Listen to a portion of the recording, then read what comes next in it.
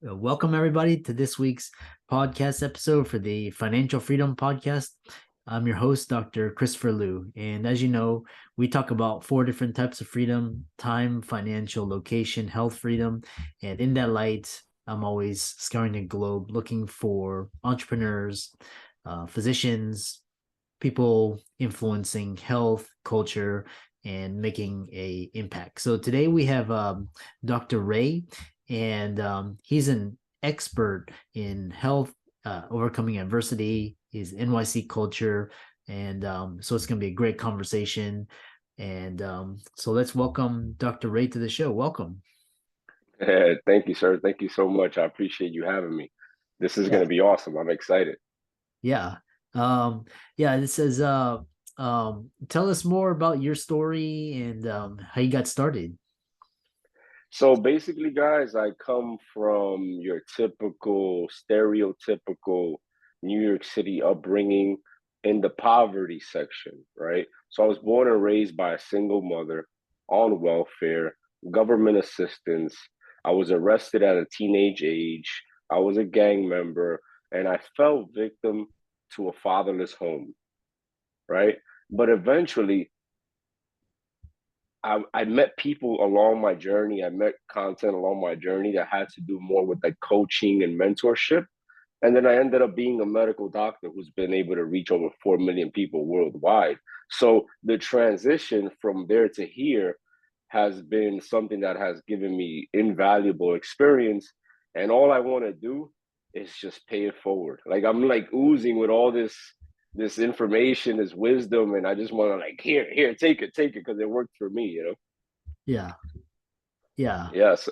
So yeah, just to finish off that question, um, I'm a medical doctor, and I just want to help people. But I rather not help people one at a time and then run back to my typewriter or my computer to type down the notes. I'd rather do it on a one-on-one basis without like the logistical barriers that exist inside the hospital care setting. yeah. And what has mentorship done for you? It has changed my life. It has changed my life, and it has helped me avoid many of the pitfalls that my mentors have gone through. So there's different stages in your life where you're going to have different mentors. So when I started healthcare in 2003, I've been a healthcare provider for nearly 20 years, my people. Nearly 20 years. I started off in pre-hospital care as an EMT. Then I became a paramedic. That's when I met my first professional mentor. Before that, it was like street mentors, which we won't even get into because those were not the ideal mentor. But when I became an EMT, I met somebody who survived 9/11. And I was like, wow, these people exist. This guy's a hero. I'm working with a hero in the ambulance in Chinatown, running around lights and sirens. And then he started telling me, like, hey, go to paramedic school and further your education. When I became a paramedic, then I met another mentor who happened to be an emergency room physician. He was an emergency room resident. And the majority of doctors that I used to meet until that day were just people who were like in the zone. They didn't have much people skills, and they would just like hyper focus on passing the residency, and they would kind of brush off EMS, especially in the high acute setting in the hospital, in the ER. But this one doctor, he looked like me. He smelled like me. We had the same ethnicity, which is like from the Dominican Republic. And he was like, "Hey, if I can do it, you can do it." And then he became my mentor. And then I became a doctor. And it's just like mentorship on every journey, every step of the way has allowed me to level up. And now I have another mentor, which has to do with like business and like mindset. And it's just literally, for those of you who are not familiar with mentorship or want to know a synopsis of it, figuring it out by yourself is like taking the stairs, and mentorship is like taking the elevator. Either way, you'll reach your destination. It's just up to you to figure out which one you want to get there first with. I mean, how fast you want to get there. Yeah. Um, and so the really it's important to have mentors, and and talk about, success, and we talk about success on all different levels, and ultimately it's about making impact. So how can a person reach optimal health? A person reaches optimal health through different pillars that are used simultaneously. So what I mean is, if you talk to a dietitian, a nutritionist, they'll focus on the diet portion, the nutritional portion. If you speak to someone who does rehab, they'll focus on the physical portion. But what we need to understand, my people, for you to reach optimal health, which is the ideal health, that's the homeostasis, you need to have numerous things firing together, right? So let's not forget this. This is something that you know already, whoever's listening, but you need to be reminded that a person's overall health is directly proportional to their muscle mass. So you need to have some kind of weight resistance. That's why women who suffer from osteoporosis, or women that want to avoid osteoporosis, are indicated to do some kind of weight bearing exercises, because the more muscle you have, remember, the muscle has mitochondria, it stores ATP, you have chemical reactions that occur specifically in the muscle tissue. So we need to have a hypertrophy focused workout regimen. Yeah. And let's not talk about the outliers. You have outliers who take exogenous steroids, and that's just too much muscle, and they get like left ventricular hypertrophy because their heart is overworking itself. But we're talking about like lean muscle mass. You need more lean muscle mass and reduce the fat. That's pillar number one. Next thing we need to do is remember our neurotransmitters and our hormones, 90% of them are produced in our gut region.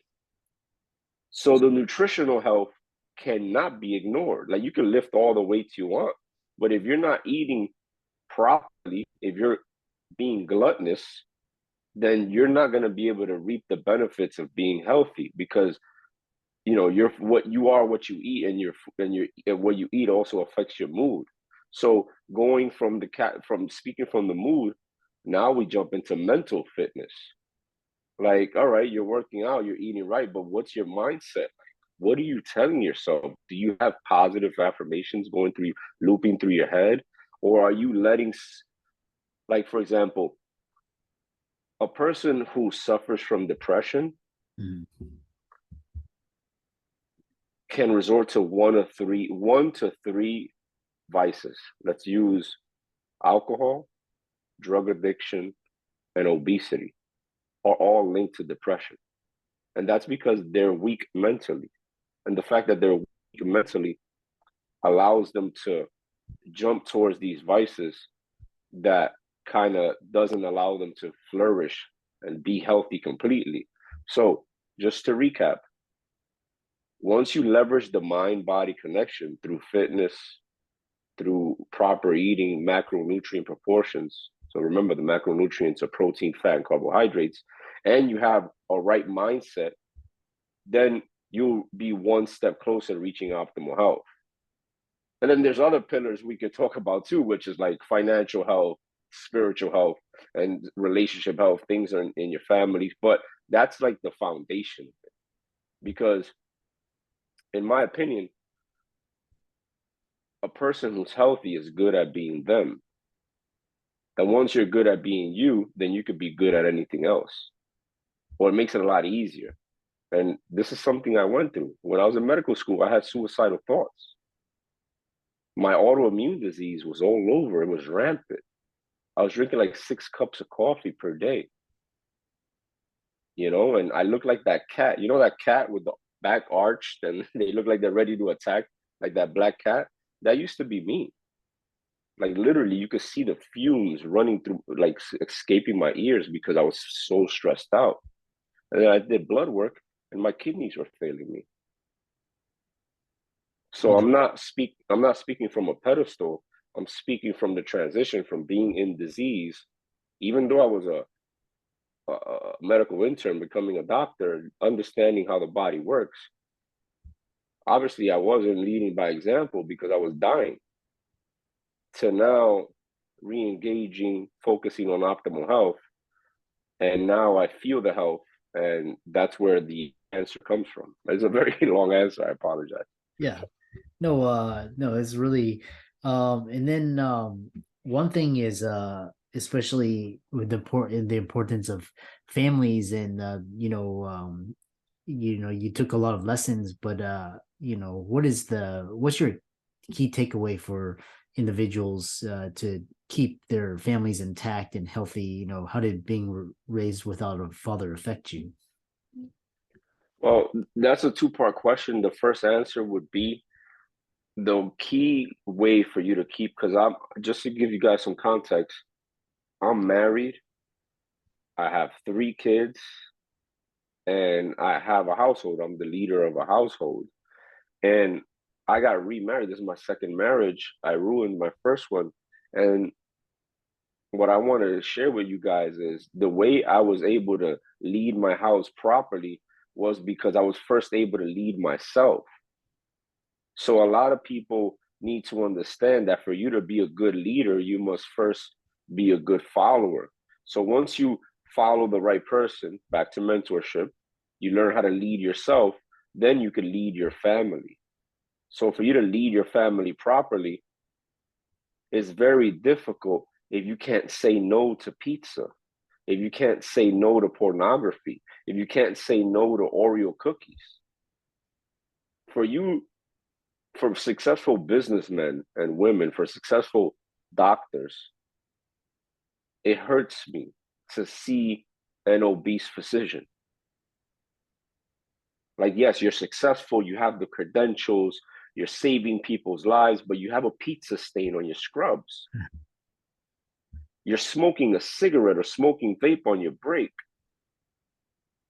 So that right there is a person who's not the right leader, because you can tell that that person's not leading themselves properly. So to answer your question, for you to lead your household properly, you must first lead yourself properly.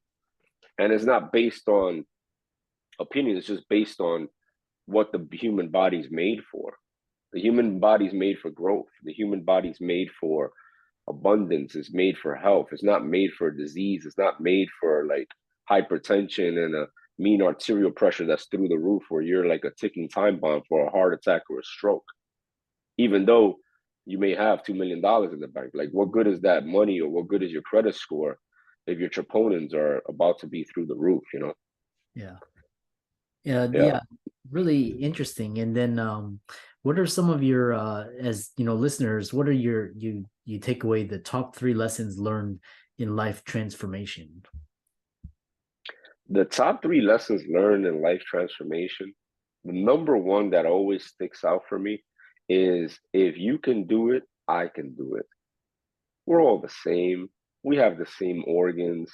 We're all human beings. I remember in genetics class, there's something that we learned that really stuck out to me is that human beings are 99.9% identical, or everything that exists is 99.9% identical, except for the 0.1% genetic variability. So we're all the same. What works for me will work for you. Of course, everyone's an individual, and there's like different topics. Like, I might like baked chicken, you might like broiled chicken. So there's certain variabilities, of course, because at the end of the day, we're individuals. But what I notice is that in the grand scheme of things, what works for you will work for me, right? The second thing I learned is that when a man is right, his world will be right. So your world, your spouse, your family, your car, your apartment, your bank account, everything is your mirror. So it's a total reflection of you.